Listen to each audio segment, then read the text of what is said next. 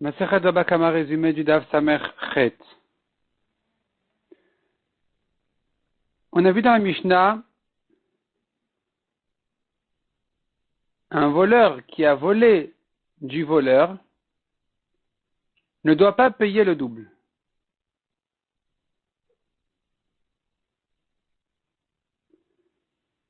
Le premier voleur doit payer le double au propriétaire, le deuxième n'a pas à payer le double au premier parce qu'il n'a pas volé du propriétaire, il a volé que d'un voleur.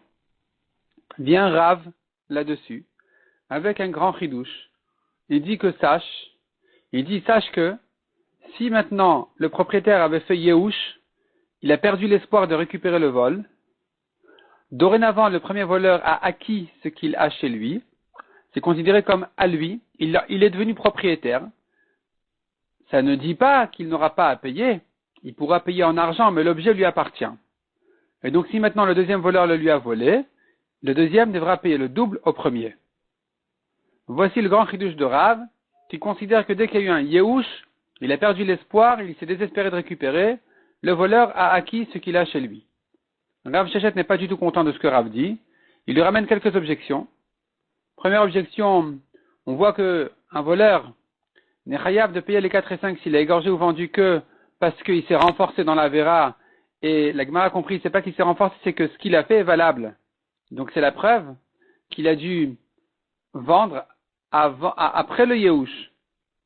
Il a dû vendre après le Yehush du propriétaire, de manière à ce que la vente soit valable, parce que s'il a vendu avant le Yehush, c'est pas valable la vente.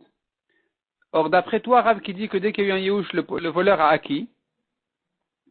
Alors, si ensuite il a vendu, ça lui appartient ce qu'il a vendu, il a le droit de vendre. Le voleur, dorénavant, après le Yehush du propriétaire, le voleur devient lui-même propriétaire. S'il a égorgé ou vendu, ça le regarde à lui.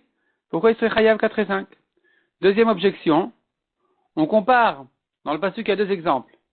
Il a égorgé ou vendu. On compare l'un à l'autre, de même que ce qu'il a égorgé, c'est définitif, de même la vente, elle est définitive. Donc il faut que ce soit une vente qui soit valable. C'est-à-dire qu'il y a déjà eu le Yehush du propriétaire, sinon elle n'est pas valable. Donc s'il y a eu un Yehush, et qu'ensuite il a vendu, sur ça, dit la Torah que la vente étant définitive, ça le rend chayav des 4 et 5. D'après Rav, c'est faux. S'il y a eu Yehush, le voleur ensuite, quand il a vendu, ça le regarde à lui, parce qu'il a déjà acquis entre-temps. La Gemara répond à toutes ces objections. Elle ramène encore une troisième braïta. Dans la braïta, on a 3 cas. Le premier cas, le premier voleur a volé. Le deuxième a volé du premier. Le deuxième ne paiera que le capital au premier. Le premier paiera au propriétaire le double et le deuxième paiera le capital au premier. Deuxième cas, le premier a volé et vendu et le voleur est la prise de l'acheteur. Donc le premier devra payer les 4 et 5 parce qu'il a volé et vendu et le deuxième voleur devra payer le double à l'acheteur. Troisième cas, il a volé et égorgé. Et ensuite, il y a un deuxième voleur qui a pris la bête après sa shrita. Le premier devra payer les 4 et 5, et le deuxième ne devra payer que le capital, pas le double. Et la Gemara fait tout un développement autour de cette braïta, de quel cas il s'agit. Est-ce qu'il s'agit avant Yehush, après Yehush? La Gemara veut prouver qu'il s'agit après Yehush, et malgré tout, tu vois que le premier voleur, il est chayav des 4 et 5. Donc c'est une objection sur Rav qui a dit que dès qu'il y a eu Yehush, le premier voleur il a acquis, donc pourquoi il serait chayav des 4 et 5 si ensuite il a vendu ou égorgé? Bon, finalement la Gemara dit non, en fait il s'agit avant Yehush et elle arrange toute la braïta autour de ça. La Gemara ensuite ramène encore 2 autres Amoraïm sur cette question-là. S'il a vendu après le Yehush, d'après ces 2 Amoraïm qui sont Rav Nachman et Rav Shechet, il est chayav des 4 et 5. S'il a vendu avant Yehush, selon Rav Nachman, il est chayav même si la vente n'est pas valable, parce les deux pensent que, il est clair selon tout le monde que la vente n'est pas valable avant le Yehush. Simplement, Rav avait dit, il est quand même chayav des 4 et 5 parce qu'il a voulu vendre. Mais Rav Nachman et Rav Shechet sont en discussion là-dessus. Rav Nachman dira, il est chayav aussi bien avant Yehush qu'après Yehush. Rav Shechet dira, il n'est chayav qu'après Yehush. Mais avant Yehush, puisque la vente n'est pas valable, il est pas tour. Donc finalement, on se retrouve devant trois avis. Rav Nachman et Rav Shechet. La Gemara par la suite va nous ramener encore 2 Amoraïm, Rabbi Yochanan et Resh Lakish. il en ressort de toute cette sugia-là, il en ressort comme ça. Selon Rav, il n'est chayav le voleur que s'il a vendu ou égorgé avant le Yehush du propriétaire, mais dès qu'il y a eu Yehush, il l'a acquis. Dorénavant, ce qu'il a fait, ça le regarde à lui, au voleur, il a égorgé, il a vendu, c'est à lui, il en fait ce qu'il veut. Donc il n'aura payé que le double s'il a égorgé et vendu après le Yehush, il ne sera chayav des 4 et 5 que s'il a fait ça avant le Yehush, même si c'est pas valable. Même si la vente n'est pas valable. Nous avons Rav Nachman et Rabbi Yochanan qui disent, donc avec Rav nous avons Resh Lakish. Resh Lakish il est d'accord avec Rav, il dit comme ce qu'on a dit, il n'est chayav qu'avant le Yehush. Rav Nachman et Rabbi Yochanan ils disent, avant ou après Yehush il est chayav. Donc avant Yehush il est chayav, même si la vente n'est pas valable. Après Yehush il est chayav parce qu'il n'a toujours pas acquis, le Yehush n'a pas acquis au voleur. Rav Sheshet dit, il n'est chayav que si la vente est valable, donc uniquement après le Yehush. Et la Gemara ramène des objections sur Rav Nachman, et elle répond, c'est-à-dire la Gemara avait demandé, mais comment se fait-il qu'il soit chayav d'après Rav Nachman? Rav Nachman qui avait dit qu'il est chayav même avant le Yehush, alors on voit que la vente doit être définitive, elle doit être utile, et si tu parles d'avant le Yehush, c'est pas définitif, la vente n'est pas valable du tout, et la Gemara dit non, il n'est pas question que ce soit valable, même si elle n'est pas valable, elle le rend quand même chayav.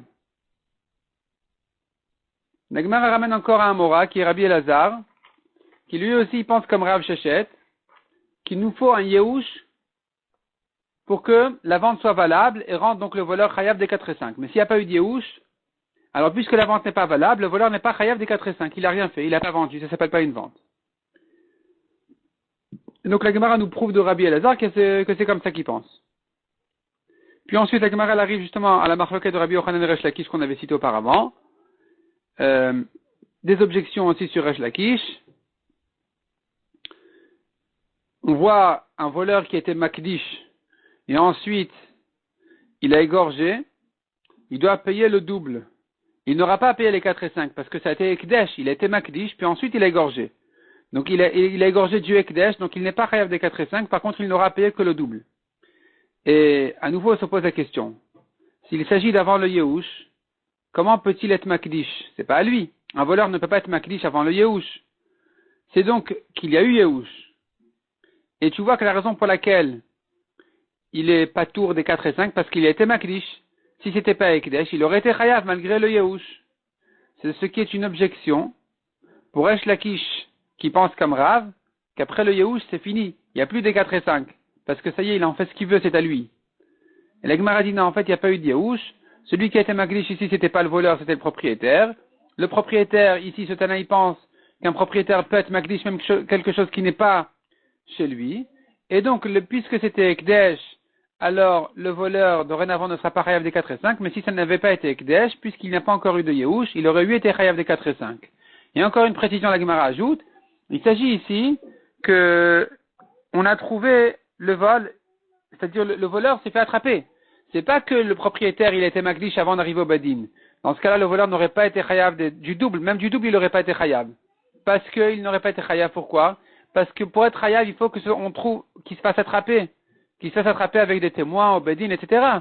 Or là, le makdish, le propriétaire il était makdish alors que c'était chez le voleur, avant d'arriver au badin, dans ce cas-là, il n'aurait pas été chayav du double, parce qu'on n'a pas trouvé le vol chez le voleur.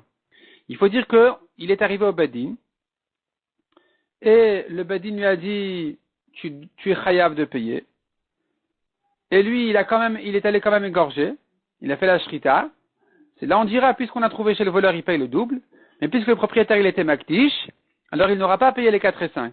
Mais si le propriétaire n'avait pas été makdish, il aurait dû payer les 4 et 5 quand il a égorgé ensuite. Mais si maintenant le bedin ne lui avait pas dit tu es chayav, si le bedin avait tranché la chose en lui disant sors et tu payes, et qu'il est allé quand même égorger la bête, dans ce cas-là aussi, à nouveau, il aurait été patour des 4 et 5. Pourquoi? Parce que ça s'appelle un gazlan dorénavant. C'est pas un ganav qui vole en cachette. C'est un gazlan, il a peur de personne, il fait pas attention à ce que le badin lui dise. Et donc, puisque c'est un gazlan, c'est-à-dire c'est un voleur affiché, affronté, celui-là n'est pas chayav des 4 et 5, parce que la Torah n'a parlé que d'un ganav qui vole en cachette. Donc, pour qu'il soit chayav, on reprend les quelques conditions. Il a fallu que, on l'ait attrapé, et que le badin lui dise tu es chayav de payer, et qu'il a égorgé avant le Yehush. c'est là, d'après Resh Lakish et Rav, qu'il aurait été Chayav. Mais si le propriétaire il avait été Magdish, dans ce cas-là, il n'aurait été Chayav que du double, mais pas des 4 et 5.